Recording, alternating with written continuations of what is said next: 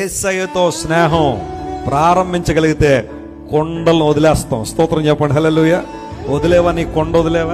తమ్ముడు, కళ్ళు కొండ వదిలేవా? నువ్వు ఇంకా వదలలేదు ఆ కొండ కదా. సాయంకాలం అయిపోగానే వెళ్తున్నావు కళ్ళు దుకాణం దగ్గరికి. మళ్ళీ ఏమంటున్నావు? నేనండి యేసు ప్రభువుని అంగీకరించాను. ఏం అంగీకరించావు? ఇంకా ఆ కళ్ళు కొండ వదిలిపెట్టలా. ముసలమ్మ ముచ్చట్లన్నా కొండ వదిలిపెట్టాము మనం ప్రభు దగ్గరికి వచ్చిన తర్వాత. వదిలిపెట్టలా.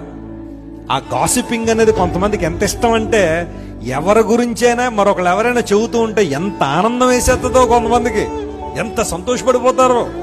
ముసలమ్మ ముచ్చట్లు, ఆ కొండ ఇంకా నువ్వు వదిలిపెట్టలేదు. అక్రమ బంధం అనే కొండ వదిలిపెట్టలేదు నువ్వు. అబద్ధాలనే కొండ వదిలిపెట్టలేదు.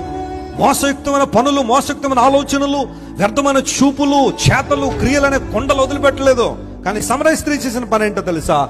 యేసయ్య ఆమె జీవితంలోకి రాగానే కొండను వదిలిపెట్టేసిందట. స్తోత్రం చెప్పండి. హల్లెలూయా.